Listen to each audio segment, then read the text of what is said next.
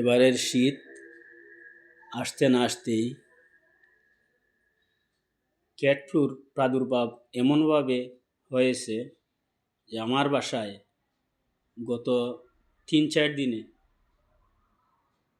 3টা বাচ্চা এবং একটা বয়স্ক বিড়াল মারা গেছে এবং আরও 2টা একেবারে মরণাপন্ন।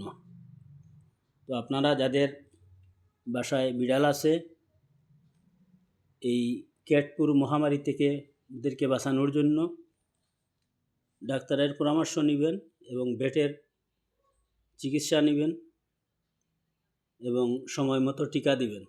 এই দেখেন আমার টুনি, আজকে ওকে স্যালাইন এবং ইঞ্জেকশন অ্যান্টিবায়োটিক দিয়ে আনছি, কিন্তু এখনও তার অবস্থার পরিবর্তন হয় নাই। মুখে দিয়ে লালা পড়তেছে এবং নাকে মুখে দিয়ে আরও লাল কি বাইরিতেছে। আপনারা আমার টুনির জন্য দোয়া করবেন। এবং এদিকে আরেকটা আমার টমটার অবস্থা আরও কাহিল। সে 3-4 দিন যাবৎ প্রতিদিন নিয়ে ইঞ্জেকশন দিতেছি এবং স্যালাইন দিতেছি।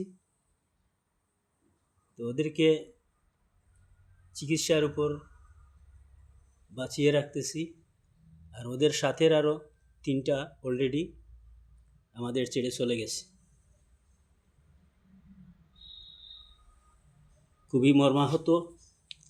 শুধু আপনাদের উপদেশের জন্য এবং ভালোর জন্য, যদি দেখেন বিড়ালের